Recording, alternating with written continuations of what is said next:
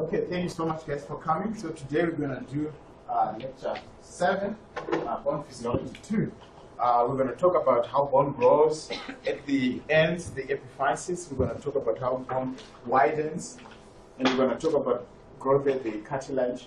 Okay, and we'll talk about the cells involved, and at the end we'll talk about bone homeostasis, because like I said last time, bone is not just sitting there. It's constantly being broken down and laid down. So it's remodeled, and then you have new bone material. In an adult, this happens every 10 years. You have a brand new skeleton. So we'll talk about how that is all regulated, and we'll talk about the two hormones that affect blood calcium levels, calcitonin and parathyroid hormone.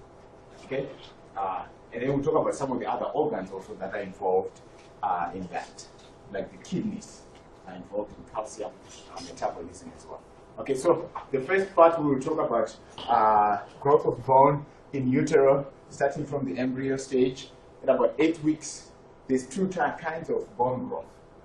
The one that is called intramembranous growth, and just by the name, it suggests something that is like a membrane, something that is flat. Okay, so most of the flat bones in the skull, such as what bone in the skull is flat? The parietal, the frontal, okay? All those bones arise from intramembranous ossification. And judging from the modules, we kind of have problems with this bone growth and the kind of stages that occur, sequential stages. You should be able to kind of sort of put them in order of occurrence, so we'll talk about that. And then the other one is endochondral ossification, which gives rise to most of the long bones, most of the bones in blood. All right? Endochondral ossification, it gives rise to long bones. All right?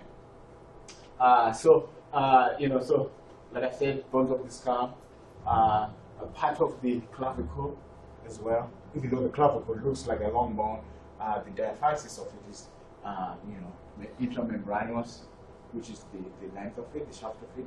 Okay, and then the rest, part of the occipital bone is also intramembranous, but some of it is endochondral.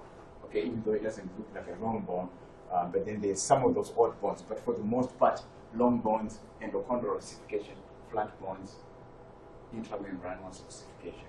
All right. Okay, so the mandible as well has got both.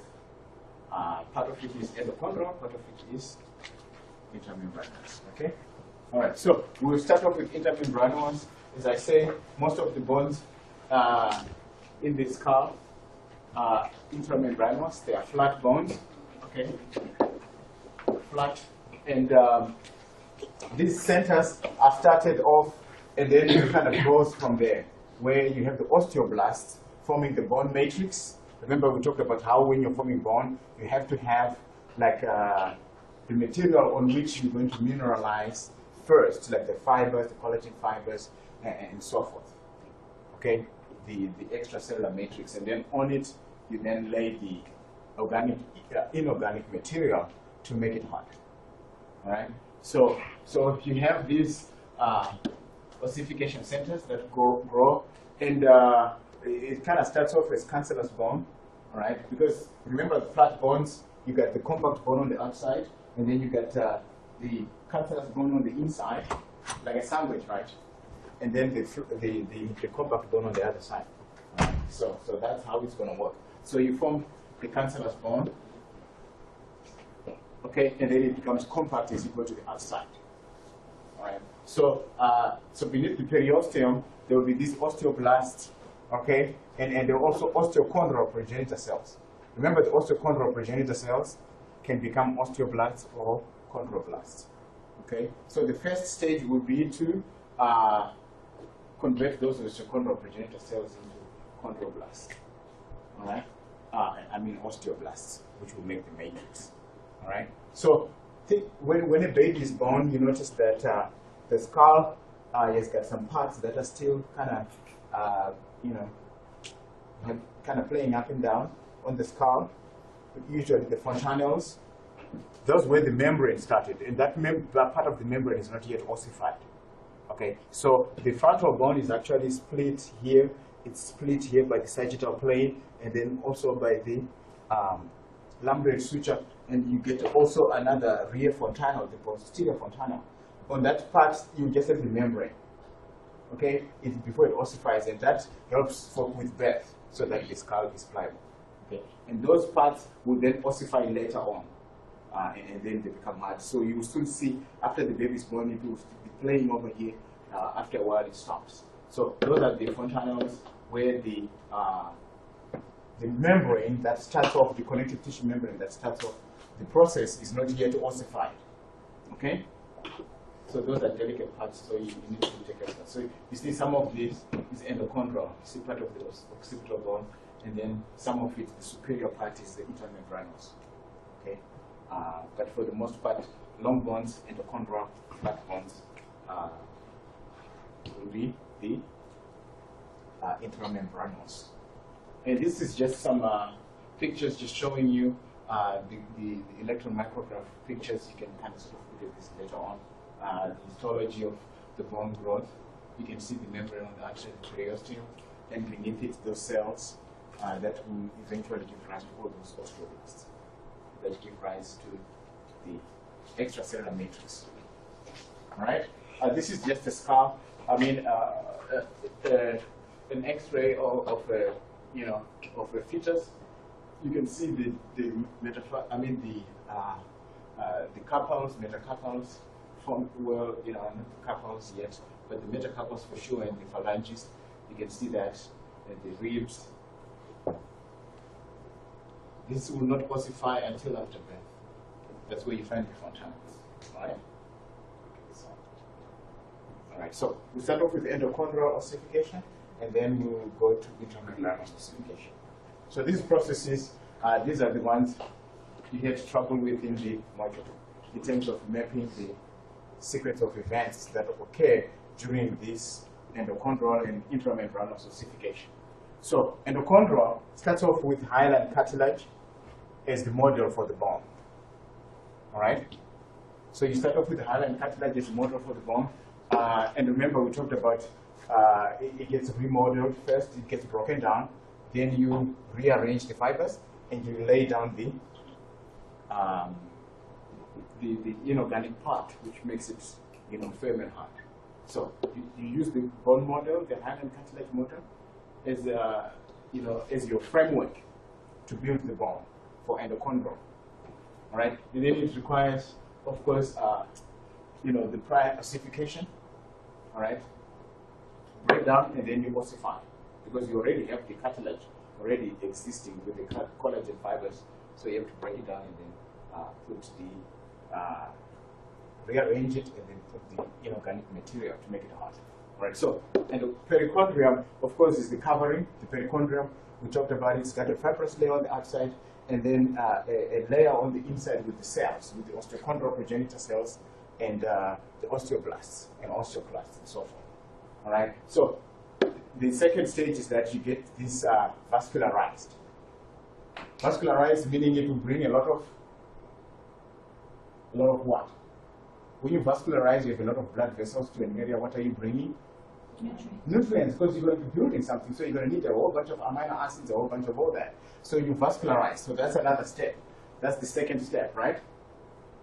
The first, of course, you have the hyaline cartilage model. And then under the periosteum, it becomes vascularized under the membrane. And then when it does that, all these cells that are underneath it, like the osteochondral progenitor cells, they start to turn into osteoblasts. Because you're going to need a whole bunch of osteoblasts, a whole bunch of amino acids to make the collagen and so forth. All right? So that vascularization, bringing with it nutrition, will convert all these osteochondral progenitor cells into osteoblasts, which are making the matrix now. Right? The matrix, we know it's protein, collagen fibers, we know it's the little bit of fluid, and the glycoproteins. All right, the proteoglycans. Okay, so and then you form the bone collar. Once you have those cells, then the third step is the bone collar. Okay, you form the bone collar on the length of it, on the diaphysis. Okay, so you got a hyaline cartilage model, And then you get vascularization as the third step, as the second step. After vascularization, all the nutrients and the osteochondral progenitor cells become osteoblasts. Then you form the bone collar. Okay? You start from the bone collar on the outside, on the long bone like that. So you're forming the bone collar here on the sides, on the diaphysis, because these are long bones for endochondral ossification. Okay? So you get that, you get that, and you get that. All right? So once you do that, you are continuing, the blood vessels continue to grow and then into that calcified cartilage, all right? You start to bring the calcified cartilage, bring the osteoblasts and the osteoclasts. The osteoclasts, you need it to do what? What are the osteoclasts doing? Breaking down. So they are doing the remodeling first. Remember, we have got a model of hyaline cartilage that you can't just put something that is already formed, you can't put mineral on top of it. You can't, you know what I'm saying? Because it's already formed. So you have to break it down and then mix it with the inorganic part. That's pretty much what the bone is doing, this process is doing. All right? Okay? And then after that, so the part where the bone collar forms, that's where the primary ossification starts. It's like the first center of ossification. Okay? So, and then also blast lay down the bone matrix, and then, you're forming the primary ossification center after that. All right? And then the medullary cavity will form. Remember, we're forming the bone collar on the outside, and so the primary ossification is starting on the outside where there will be compact bone, and on the inside will be that spongy bone with the medullary cavity, right? Where the bone marrow is going to be. All right? So after the primary ossification centers on the diaphysis, then you have the secondary ossification centers on the epiphysis, on the ends of the bone. All right? So you have that. So the appearance of secondary ossification centers. If we were to group this in the order of, in the sequence of endochondral ossification, you start off with the model, and then you have a bunch of blood vessels underneath the perichondrium where you bring a lot of nutrients, and then you convert all those osteochondral progenitor cells into the osteoblasts, right? And then you form onto the bone collar on the diaphysis. And then you start to ossify, together with the blood vessels that keep on growing under the periosteum. And then that becomes the primary ossification center after the bone collar, the fourth step, right? And then you have the secondary ossification centers on the epiphysis as 5. So if I was to ask you to tell me the first 5 steps in endochondral ossification, you see what you say? Talk about the hyaline cartilage, you talk about the vascularization of the periosteum, and then the conversion of those osteochondral progenitor cells, right, into the osteoblasts, then the formation of the bone collar on the diaphysis, and the length of the bone, all right? And then you start get your blood vessels growing there and forming the primary ossification center. That's where you start to ossify, forming that compact bone on the outside, right? And then secondary ossification centers on the ends, on the epiphysis. You know? Right? Is that good? All right, so very good. So, and then it continues ossification in the epiphysis with the hyaline cartilage remaining only in the epiphyseal plate. Remember, we talked about the epiphyseal plate as the whitish looking in young growing bone, and it's not ossified yet. All right, that's where bone will continue to grow from. You continue to get a lot of osteoblasts from that. If it ossifies, it means you are old and you're no longer getting tall. That's why you have a definite height and you stop growing. Otherwise, you just keep growing, and you know what I'm saying? And it wouldn't work like that. You know, like Jack and the Beanstalk. Keep on growing. So it will stop it, and then after that, this epiphyseal plate will be called epiphyseal line, because it will just be like a little line, and you can actually estimate age based on the ossification of the epiphyseal plate, right? Okay, so this is what we talked about. These are those steps now in picture 4, right? You've got the hyaline cartilage model, and then you start forming the vascularization under the periosteum, all right? And then you turn those osteochondral progenitor cells into osteoblasts and so forth, all right? And you form a bone collar, the third step, right? And then you start forming really the cancellous bone throughout, and then the compact bone on the outside, forming the primary ossification centers. All right? Okay, and then you continue vascularization, and you know, at the primary ossification center, you make the bone on the outside, the medullary cavity is now more evident. All right, and then after that, you go to the ends now. You form the secondary ossification centers at the epiphysis. All right, and then only what remains is this cartilage at the epiphyseal plate, which is where bone is going to continue to grow from, as the child grows. All right, and then you see here in an adult, it's now just an epiphyseal line. It's all calcified. It's not. If this is a young growing bone, you can see how the epiphyseal plate is heavy. All right. Okay, so we kind of know about oppositional growth, all right, and we also know about interstitial growth. So the oppositional growth is occurring where? At the diaphysis, right? And it's forming those osteons. Because the compact bone has got osteons, right? With those, if you remember, you get those concentric lamellae, and in the middle you've got a blood vessel in the central canal. Okay, so as the blood vessels are growing under the membrane, under the osteon, what happens is that the blood vessel is surrounded by like a ridge of this growing bone.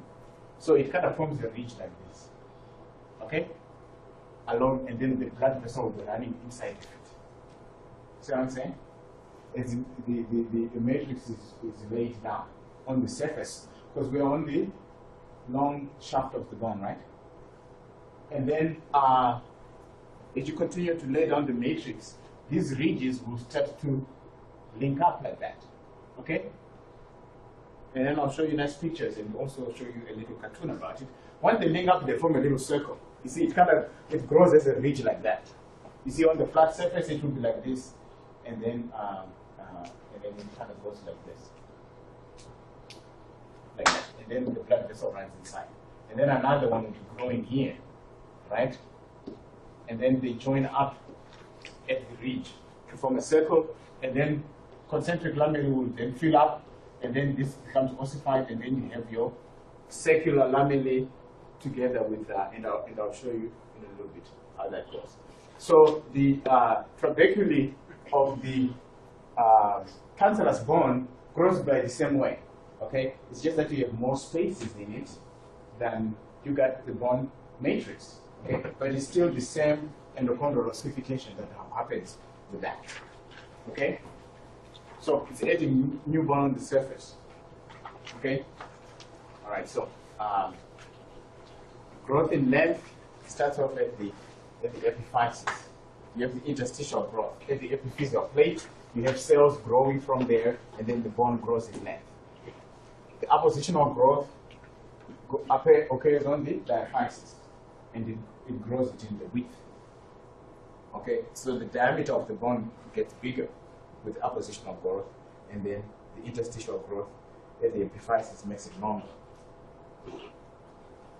All right, so the bone grows in length at the epiphyseal plate because you have this is the end of the bone, and you get the epiphyseal plate here. So you have a bunch of cells that are formed here, and then those cells will have certain stages where here they are proliferating, and I'll show you that in a little bit. And and then they start to hypertrophy, and they get bigger, and then they start to calcify. So you have different stages of growth, and then as you add more cells here, the bone grows longer. All right. So that's interstitial growth. Growth from within, right? From within the bone. All right. And then it's also followed by oppositional growth on the top, because remember this is the compact bone here. You see that, right? On the outside of the epiphysis, right? And then this is cancellous bone here inside. Okay. See, so the compact bone will grow by that oppositional growth where you have the ridges that will join up, and I'll show you how that works in a little bit. Okay? In fact, there are some bones that don't have an epiphyseal plate that will grow the cartilage just to make the bone grow bigger, using this oppositional growth at the end of the bone. Okay? So the epiphyseal plate growth increases the length, and then the oppositional growth increases the width and the size of the epiphysis, or the end of the bone. And that's oppositional growth. So two things are happening now. Okay? For increasing width on the diaphysis, it's only oppositional growth. But for increasing length, it's going to be both interstitial inside and oppositional on the top, to make the epiphysis, or the end of the bone, bigger. Okay? Because you don't want to have a longer bone that's bigger and fatter, but the epiphysis is still small. It's not going to work. They all have to kind of grow proportionally. So that's why at the end it will take both interstitial and oppositional growth to do that. Okay? All right. So the bone increases in length, and then the epiphyseal plate will then become the epiphyseal line, when it is now ossified and the bone is no longer growing. All right? So, close to the epiphyseal plate, you have kind of cells that are in the resting phase. Remember, you're adding more cells and the bone is growing in length, right? So there's different zones, okay? And I want you to know these zones in the order from the epiphyseal plate going down to the inside of the bone. So these are attached to the epiphysis, and they're kind of sort of resting cells, all right? And then the cells a little bit beneath, they are actively dividing, proliferating, making new cells, all right? New matrix, to grow the bone, new cartilage and so forth. And then once those cells increase in number, they gotta increase in size. Remember, what did we say growth is?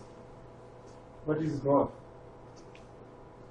I said it includes three things, which is what's happening here. Yeah? Yeah, number of cells, that's the proliferation part, yes? Yep, that's correct. Extracellular matrix has to grow. That's the cartilage over there. You gotta increase the material on which the cells are gonna be. You see what I'm saying? And then what else do the cells do? They gotta grow in size too. The cell itself is gotta grow in size. That's what's happening there in the zone of hypertrophy. See what I'm saying? So growth, it's true to its definition. It's all happening there. See what I'm saying? Okay.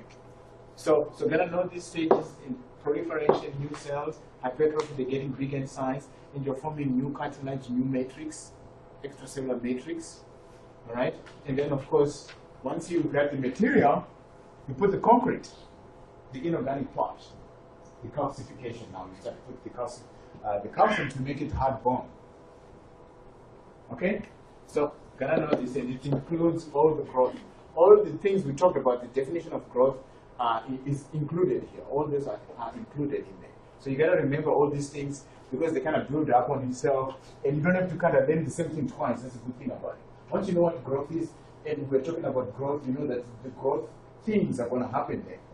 Okay, and you don't have to relearn. It's not like you're going to learn new. You see what I'm saying? Just because we're grouping it into resting, proliferation, hypertrophy, and calcification, it doesn't make it harder. It's the same growth that you learned already, you know about. Okay, so don't get intimidated by some of these things and think it's more and more information. It's really the same stuff, but we're just applying it into an actual situation. See what I'm saying? So, and then of course you get the ossified bone, and then at the diaphysis, and then you get also at the epiphyseal, you get calcified bone, and you're done. And this was also in your module where they talk about where does this bone grow, on which side. So the diaphyseal side, which is the length of it, and then the epiphyseal side, which is the ends of it, right? And you get to a completely grown bone. All right, and this is it right here. Those cells that we're talking about, the resting cells close to the epiphyseal plate, hypertrophy cells, and then the proliferation cells, then the hypertrophy, growing in size, and then of course the calcification at the end. All right, and then once you have calcified, you have the ossified bone at the end, which is now set bone. All right, so you have these 5 steps again in terms of growth in length at the epiphyseal plate, please. Right? Okay, so you have that calcified cartilage on the diaphyseal side, also calcified cartilage on the epiphyseal side as well. All right, because you have the appositional growth on the top here, and then here too. Okay, so know those 5 steps, right? Which pretty much include growth. The definition of growth is all up in there, right? Okay, and this is the same thing, just showing you the cells and the replication of the chondrocytes, and making new cartilage material, and then on which then you form the bone, forming the model, all right? And then you have interstitial cartilage growth. Okay, same thing when the cartilage is growing, when you're forming the model on which you're going to form the bone, before you do all that remodeling and the calcification and so forth. All right, so the cartilage will grow by the same process as when you start to ossify. So growth of the articular cartilage. Okay, this is what I was talking about in some bones, that the epiphyseal plate is either calcified or is not there, and then you get growth on the cartilage side. So it involves the interstitial growth on the cartilage followed by appositional growth. The same thing that happens, on the epiphyseal plate.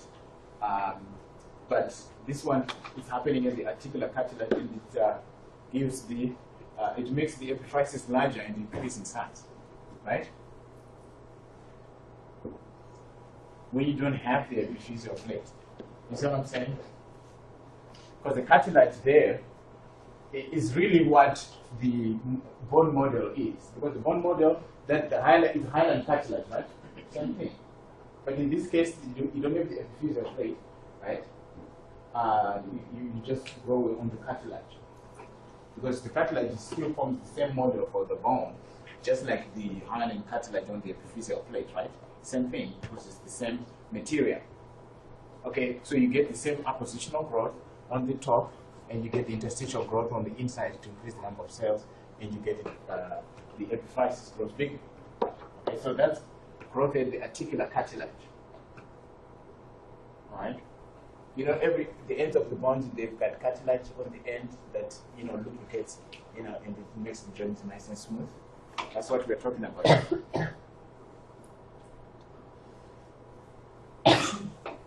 All right. So the growth in width is nothing more than just the appositional growth, right?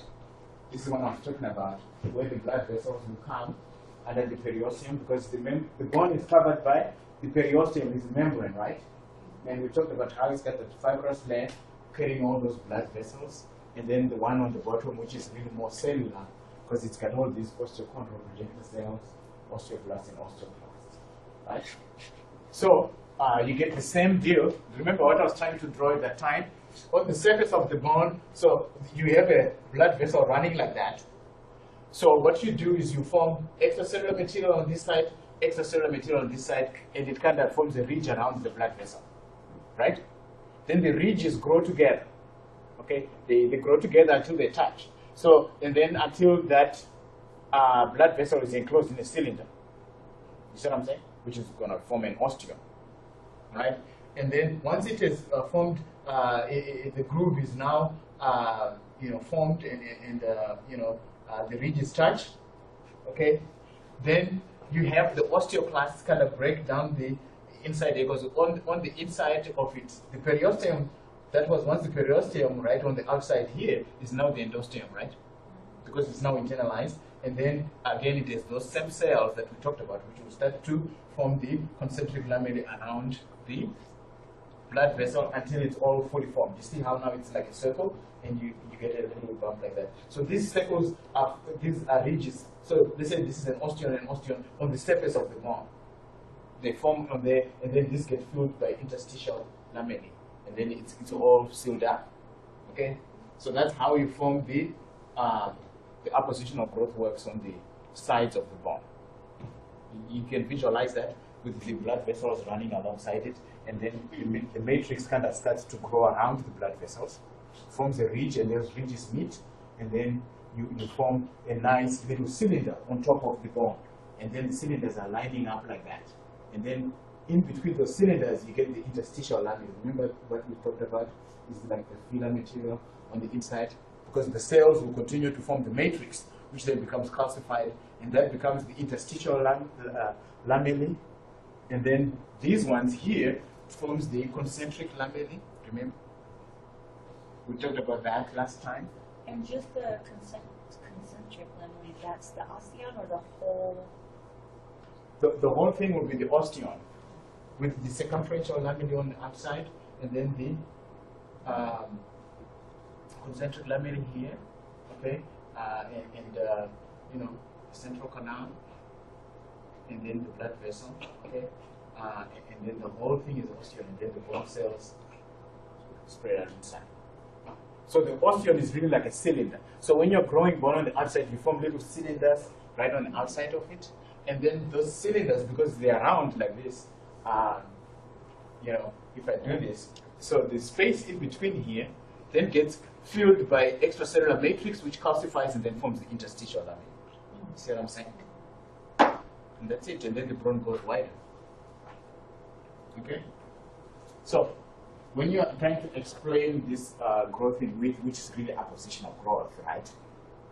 We talk about that, the ridge, the matrix forming a ridge around the blood vessel, and then the ridges will continue to grow and touch, and then will form a little cylinder around the blood vessel, and then the concentric lamellae will be formed. The periosteum is now the endosteum because it's now internalized, and the blood vessel is running inside like that. And then the concentric lamellae is finished up, okay, by those cells, because the periosteum, which is now the endosteum, is kind of cells, the osteoblasts. Right? And then that's it. The periosteum now endosteum forms the rest of the concentric lamellae, and you have an osteum. Alright? And then if you play this cartoon, bones grow through the process of appositional growth, the formation of new bone on the surface of older bone or cartilage. Osteoblasts beneath the periosteum lay down bone to form ridges around a blood vessel. The blood vessel lies in a groove between the ridges.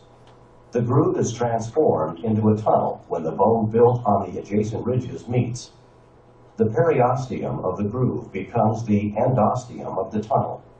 Osteoblasts from the endosteum lay down bone to form a new concentric lamella. The production of additional concentric lamellae fills in the tunnel and completes the formation of a new osteon. You see, that's the process. If you watch this little video, you can be able to explain those 4 steps real easy, right? So that's the bone growth right there. Appositional growth. Oh, crap. So factors affecting bone growth, of course, it's genetic.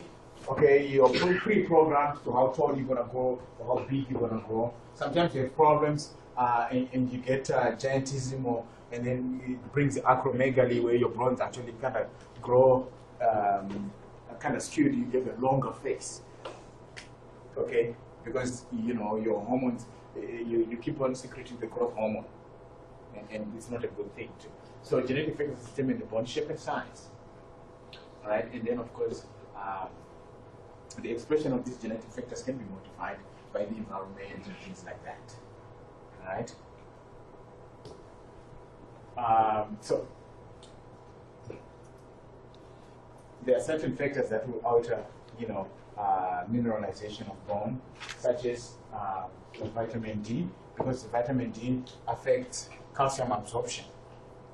Okay, vitamin D is what is formed in the skin when it comes in contact with UV light. So that's why they say if you are sick and you're bedridden all the time, sometimes they even wheel you outside so you can get a bit of sun, so you form some vitamin D. You know what I'm saying? If you're always inside, you're not going to make enough vitamin D. So it's just good for you to go out there. And you feel better. You feel like you're part of everything. It actually makes you feel better. That's why placebo has an effect on somebody.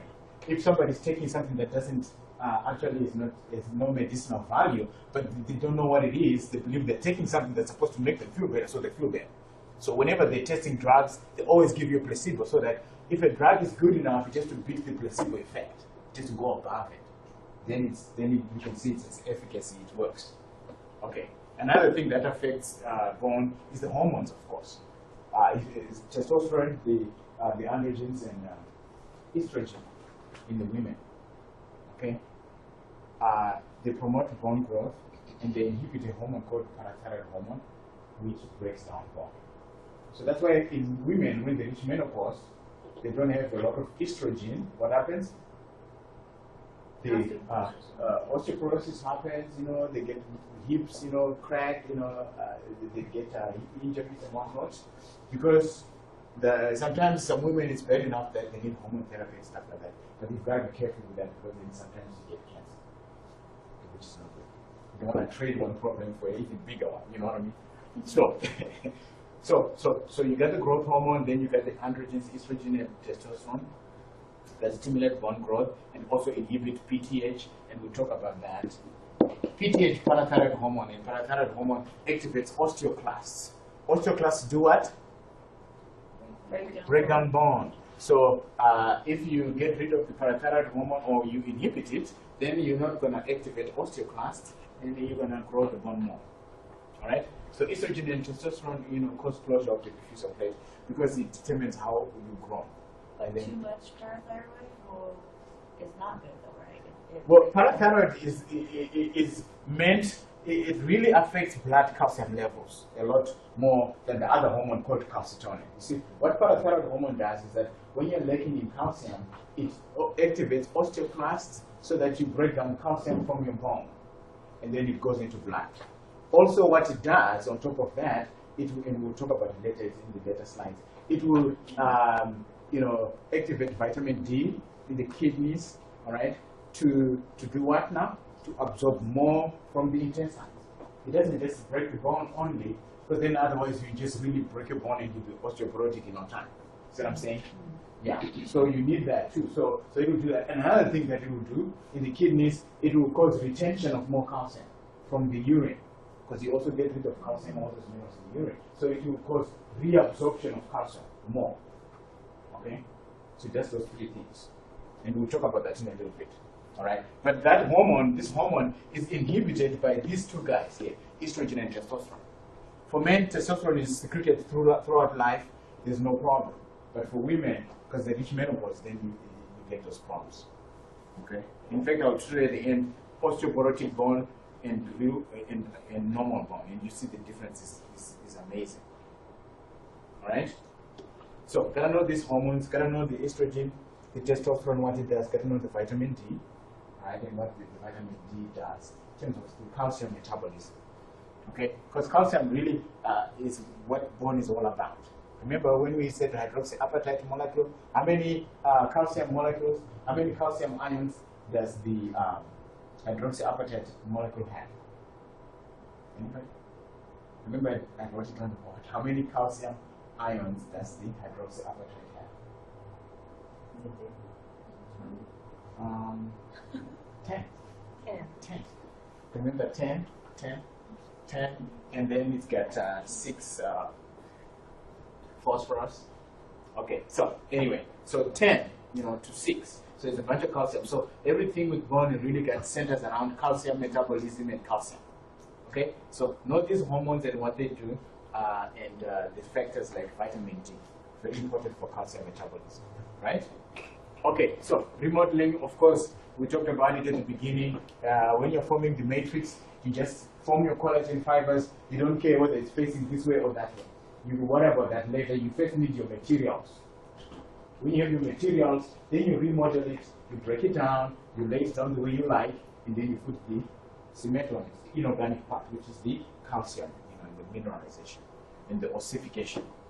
Okay, so, and it's very important for, changing the shape of the bone for healing.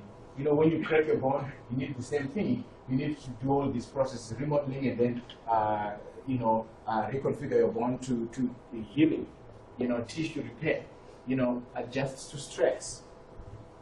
Okay. Okay, if your bone was just sitting there when you were born and you've grown tall and you're done, you do certain things like stresses, you work out, you do this, and if it wasn't able to adapt to that, before you know it, it's all broken down and it's not working, right? So it's important that it does that. It's important that it's always being broken down, laid down, remodeled, repaired, all those things. So that's why it's homeostatic. It's a homeostasis of bone, you know, where it's kind of kept sort of constant in a constant environment, you know, relatively constant environment, and it's broken down and laid down. So one of those processes shouldn't take over the other, you know, like breaking down more, then becomes osteoporotic. If you lay down more, then sometimes it becomes problematic, you know, because it may become too dense, and you know, it will start to crowd other structures, and you know, it won't work. So what you have is these temporary units called you know, basic multicellular units that are full of all the bone cells that do the job, right? Osteoblasts, you know, the osteoclasts, all those things. Okay, so that they can break down bone, remodel the osteoclasts, and then lay down the osteoblasts from the matrix. Okay, so you have these units called the basic, you know, multicellular units, which are temporary assemblies of osteoclasts and you know, osteoblasts. These are the cells that do the job. Some cells that break to do the remodeling, which are the osteoclasts, and the cells that do the building, the osteoblasts that form the matrix. So the basic multicellular units, the definition of which you need to know, okay, do that. They're involved in bone homeostasis. You know, like I was saying, in a 10-year period, in a young adult, you have a brand new skeleton. You have replaced all your bone. Can you imagine that? The whole skeleton is brand new. And that's because of this basic multicellular units with the osteoclasts that break and the osteoblasts that form. All right? You know, and so again, when you are remodeling bone, you form like a little cylinder going through the bone. On the compact side, you form a little cylinder, and then you fill it with an osteon, right? Then another part breaks down, and you fill it with osteon. So when you put all that together, when you form the circles, you're going to have some parts that are not broken down, and then that forms the interstitial lamella. The next time you go around, maybe osteon will be broken through the interstitial lamella again. You know what I'm saying? And it keeps going like that. So because you have the cylinders, you never have a perfect. If they were squares, then they would all fit into each other, and you would not have that interstitial lamella stuff. Okay? So that's how that happens. All right? So know what the remodeling of bone is for, you know, to change the shape, adjust the stress, repair, and regulate calcium levels. If we couldn't break down bone once it's made, it's set in stone, like concrete, then we couldn't break off calcium from it. Then it would be bad, because you need the calcium. So there will be no point storing all that calcium and not being able to take it. All right? So the interstitial lamella, of course, will form because when you make those cylinders, when you're breaking down the bone, you know, you're not going to get all of the bone tissue. Something that will remain as the interstitial lamella. So you got to know all those basic multicellular units, you know, the cells involved, what the cells are doing, and the reasons why you even need this remodeling and rebuilding in the first place. Which there are many reasons, very good reasons why, right? 5 of them. And this is just remodeling of long bone, all right? You see the growth that occurs here at the cartilage, at the epiphysis, and then of course the growth that goes down here inside. When bone cracks, we'll talk about bone repair, and you have a fracture on it, you start getting that process of remodeling and, you know, laying down bone again, or deposition. Sometimes it's called. Deposition is when you lay down the bone, and then resorption is when you break down the bone. All right? So, and then of course once it's all done growing, it becomes an epiphyseal line, okay? So the same deal that we talked about last time when we were talking about how, you know, when at the epiphysis, the section that is ossifying is called the metaphysis. The same thing happens with the diaphysis. After you've got the matrix and you are now ossifying, those parts of the diaphysis that are ossifying, also called metaphysis. Okay. All right. So, and that was in your modules again. So, bone fractures, they are classified according to the position of the crack and how far the completeness of it, and whether the bone will penetrate the skin. Actually, it happened when they were playing that Sweet 16 stuff in one college guy. Yeah, Duke. The thing it broke, the tibia broke and went up. I mean, I didn't see that live, but it was bad. That would kind of just It was make me. bad. Yeah, it was bad. I wouldn't have wanted to see it anyway. It came through the skin. You see, oh, it's cracked. Like a unicorn. I even feel the pain right now. My God, it's bad. So yeah, so it was bad. It was bad. Yeah, and I'm glad I didn't see it because that gives you the creeps, So this is what happened to that guy when the bone cracked and it went through the skin. You know what I'm saying? Yeah, that can happen. Because the tibia is right there, right on the skin. There's only barely a bit of tissue right there. You can feel it when you touch your thing. So yeah, cracks just goes through the skin. I'm sure he had probably full recovery. He's a young guy, and they fixed the bone. And they said he probably had a stress fracture that he didn't know about because it's really hard to break that. Like how he broke it, basically. Because these guys are practicing hard again. They have all these practices that are going on, and then they continue to practice. And then when they're playing, they need their star players. So. And you see the completeness of the break, and I'll show you some of the things. Orientation along axis. This is helpful when you're trying to figure out how to repair the bone, how to fix it. Okay? Okay, but so that's how you classify the fractures, based on how you're going to fix it, you know what I mean? Because there's a bearing on how you're going to fix it. Say a complete fracture, and here, and impacted, because all your weight is going on your hip, and it's going right there by the acetabula with the head of the femur. So yeah, it can buckle down, especially if you're having some other situations where maybe the calcium is lacking, or you are menopausal and you don't have a lot of estrogen. Those things can start to happen because the bone gets a little bit weaker, right? So now we talk about bone repair. Whenever you damage tissue, you most likely damage the blood vessels and blood comes out. So you form a hematoma, which is an accumulation of blood, which then forms a clot, okay, to stop the bleeding. So hematoma is blood that's released by the blood vessels after the damage. It accumulates in that area. Okay, so let's say we have a complete fracture in this case. It broke through. Okay, so torn blood vessels, of course, and then the hematoma is formed. So that the first stage is to form the hematoma and then the clot. All right, and then of course it will become swollen and painful because of a lot of blood that's in the area. It becomes inflamed, right? And then you start from the callus. The callus really is the granulation tissue, forming granulation tissue. All granulation tissue is having all these fibroblasts and osteoblasts and things like that. All the cells that will form your matrix to repair. So that's granulation. It's getting all the cells together in the area after you've stopped the bleeding and you've clotted and so forth. Okay, and the blood, when it comes, it brings with it nutrients too, so that you have all these cells. So the granulation part is pretty much having all these cells that are going to be doing the job, like osteoblasts, fibroblasts, and so forth and so forth. Okay, and forms a soft callus a few days after the fracture, and then the capillaries start to grow in there to continue to bring the nutrients you're going to need if you're going to form new bone to repair. You need a lot of phagocytic cells to kind of, get rid of the bacteria, okay? Because whenever there's an injury like that, chances that bacteria have entered much higher, right? Like your skin is got bacteria on top of it. If your bone breaks and it comes out, it's going to introduce bacteria inside, and then you need to take care of that. So that's why you need inflammation too, in terms of bringing a whole bunch of blood. It comes with it, white blood cells, right? Which do the phagocytosis and so forth and break down the bone.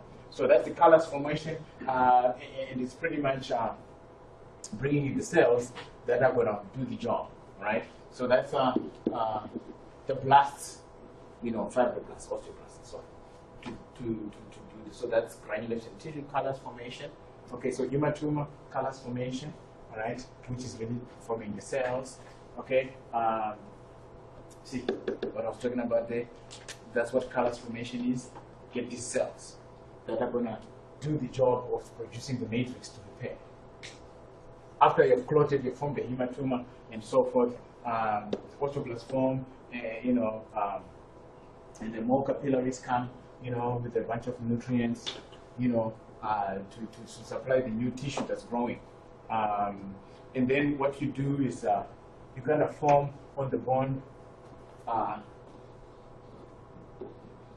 That's why, if your bone has been cracked or something, you can feel a little hump on it, right? You can feel a little bump on it, because what happens is that when the area is being replaced, it will form external matrix on the outside of the bone to kind of sort of block the area. Like when they're painting a new building, not a new building, even an old one, and they put those lines on the thingy on the outside to block and stuff coming out of that. So it's kind of like a protection when you form matrix on outside of the bone.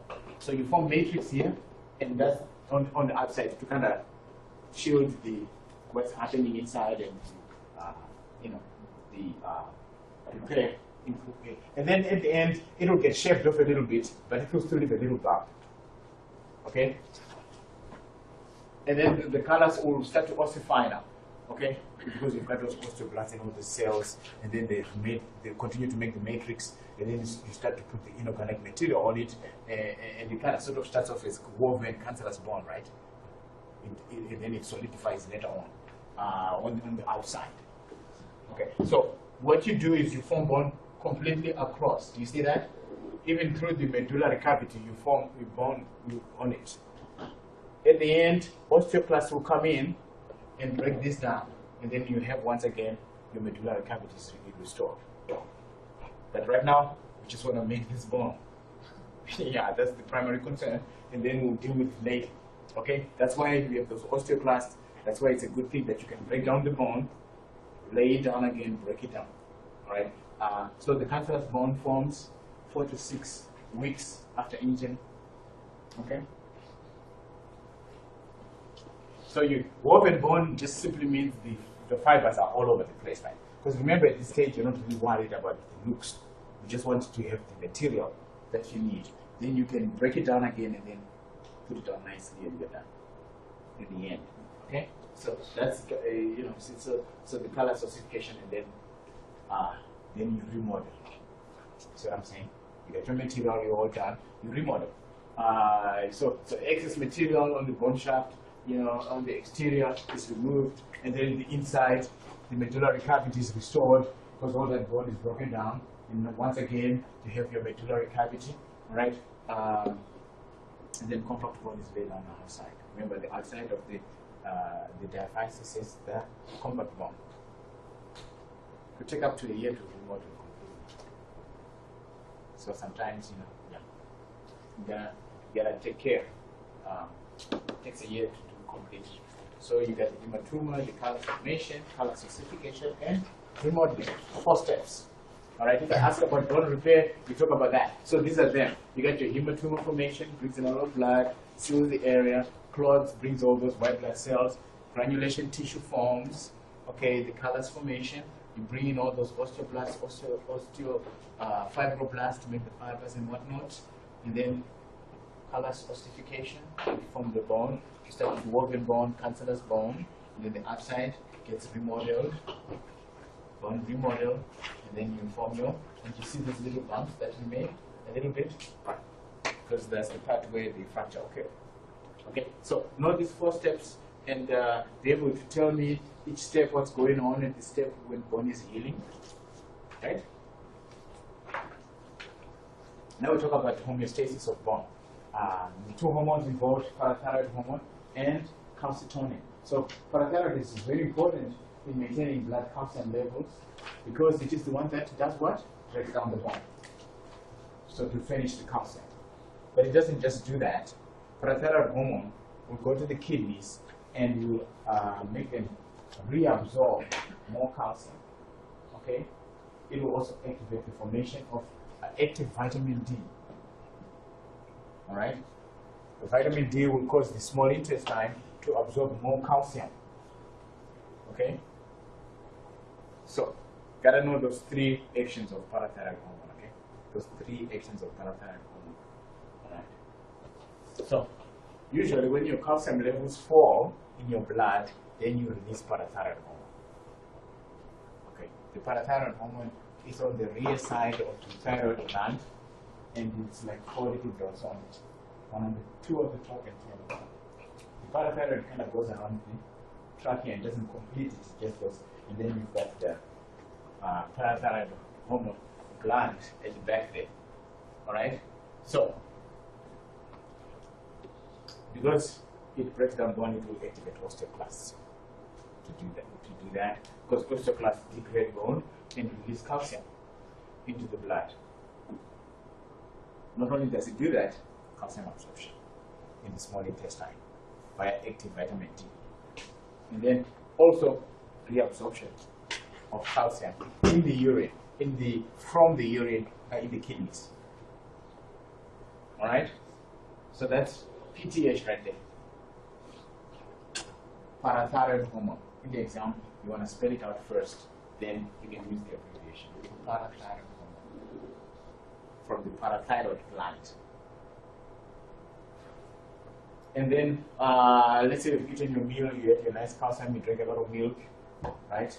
You get a bunch of calcium in your blood, and then, you release calcitonin, which will cause the calcium to be taken away from blood and, used to deposited in bone, right? And it's from the thyroid gland, okay? Parathyroid is made by the parathyroid gland, so that's an easy one. But calcitonin is made by the thyroid gland. And I told you, the thyroid gland, so this is your trachea like that, right? So it kind of goes around that, like that. So that, and then the back there, you have 4 dots, which are called parathyroid gland. So that's what makes parathyroid hormone. And the thyroid gland makes, and there's iodine in there. Okay? In the hormones that affect the thyroid, it's iodine. So calcitonin will lay down, will take blood, calcium into a bone, and then it's laid down into bone, okay? So it will stimulate the osteoblasts and it will inhibit the osteoclasts, right? Because you don't want to be trying to take the blood and then the osteoclasts are still active and breaking down calcium and putting it back into the blood. You're trying to get calcium out of blood and deposit it into the bone. So you kind of inhibit the osteoclasts, you upregulate the osteoblasts. Because those are the ones that are going to lay down the bone. All right? So it reduces osteoclast activity. So know what those 2 hormones do, all right? And this is the deal we talked about with parathyroid hormone in terms of the osteoclast, breaking down more bone when there's low blood calcium levels, and the kidneys reabsorbing more of that calcium from the urine, and also forming vitamin D, active vitamin D, all right, in the kidneys. And then the active vitamin D will cause more reabsorption. More absorption, because it's for the first time. Absorption of calcium from the small intestine. Those 3 things. That's what PTH does. Okay? So, be able to explain that. So, what happens when you get old? Osteoporosis happens, and this is very significant in women because then of the menopause, and they lose all that estrogen that will be inhibiting parathyroid hormone and so forth. Okay, so with aging, the matrix becomes a little bit more brittle, and the process is less pronounced in men, unless if they have some sort of autoimmune disease or something that's causing, they're going to become, they have osteoporosis. That's what it is. So, of course, the cancellous bone is one that's going to become weak first. Why? Because the cancellous bone is more space than it's got there, the bone. So it's going to become weak before the compact bone gets weak. That's what happens first. And if I show you an osteoporotic bone, you will see that. And then, of course, compact bone mainly occurs on the inner surface of bones that involves less osteon formation. So that the osteons that we're forming in those ridges and so forth, less of it is formed, and then the compact bone starts to become weak. Okay, so loss of bone increases risk of fractures, because it's weaker. It deforms the bone because it's not set. Loss of height. In fact, when you get 30, you lose a bit of height, and then that's it. And then when you get even older, you see them getting shorter a little bit, right? That's because of the loss of bone, and you get pain, of course, stiffness, loss of teeth. That's why the elderly can use teeth also to estimate age, because you start losing calcium, right? And then that's what I'm saying, it's osteoporotic bone on that side. You see all those big gaps in there. It's almost like it breaks into bits. So osteoporotic versus normal bone, right? So osteoporosis. Okay, let's play this. Bone is living tissue. Bone building is far from complete when a baby is born. During growth, from infancy to adulthood, bone is increased in size, strength, and hardness. Also, in different parts of the body, bones grow at different rates. Bone growth is partly in response to stresses that are put on the bone by weight-bearing motion. The simple acts of walking, running, jumping, and lifting heavy objects put strain on bones that results in increased bone density. Trabecular bone is found in the shaft and at the ends of the long bones, inside the spinal vertebrae, and inside the flat bones of the pelvis. In the ends, trabecular bone completely fills the cavity, and its structure transmits stress forces to the shaft. Trabecular bone forms an internal scaffolding network for bone. The trusses and arches found within the trabecular bone provide for the great strength of bone and yet surprising lightness. The arches and trusses inside trabecular bone provide a sponge-like appearance in the bone and also create the opportunity for blood vessels to penetrate the bone structure from the center core, marrow, of the long bone. Bone remodeling is such a thorough process that one's entire bone structure is replaced approximately every 10 years. Once maturity is reached, about age 30, the process of remodeling slows, and the loss of bone calcium deposits exceeds the replacement of the bone structure. Beyond this point, it is no longer possible to substantially increase bone density. Over time, the density of the arches and trusses diminishes, and the spaces between them become larger. This process leads to a general weakening of the bone structure. It is a very gradual process and requires decades before any noticeable bone weakness appears. Osteoporosis is the end result of the erosion of the arches and trusses. Osteoporotic bone has much larger spaces between the arches and trusses and is significantly weaker than normal bone. Therefore, it is more prone to fracture. This condition is responsible for many injuries related to falls in elderly people. Women are more susceptible to osteoporosis than men. This is probably related to hormonal influence on bone growth and calcification. Also, dietary intake of calcium and other nutrients, including protein, phosphorus, vitamin A, vitamin D, vitamin K, magnesium, zinc, and copper will influence bone density, in that deficiencies will cause decreases. Finally, genetics have an influence on bone density. Here is the progress of bone loss in a person who has taken some precautions related to osteoporosis onset. Note that as the aging process continues, the rate of erosion of the trabecular structure has slowed, and the end result at age 70 is bone that is stronger and denser than a bone with severe osteoporosis. Strategies for preventing osteoporosis are different for young women and older women.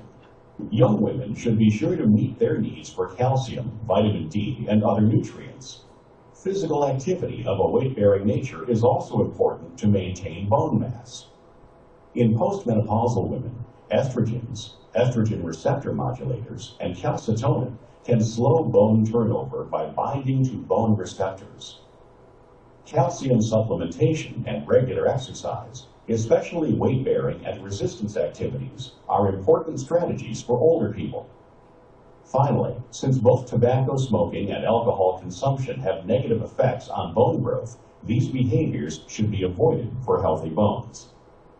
In summary, Osteoporosis, the weakening of bones due to loss of calcium and phosphorus from the interior of the bone architecture, is a degenerative disease that is influenced by many contributing factors.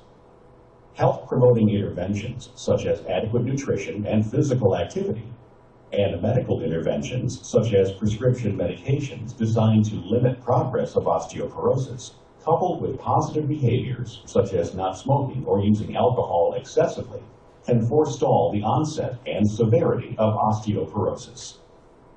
Men are also at risk for developing osteoporosis. For men, similar prevention strategies apply. These include adequate calcium, vitamin D, and other nutrients, physical activity of a weight-bearing nature, and avoidance of behaviors like smoking and excessive alcohol consumption. Okay, so you see, weight-bearing nature, what does it do? When you put stress on your bone, it is forced to grow, okay? Because remember, one of the things we listed there was putting stress on bone causes it to grow. So if you do something of a weight-bearing nature, so then you will have better, stronger bones. All right, guys, thank you so much. I appreciate it. We'll see you in a little bit.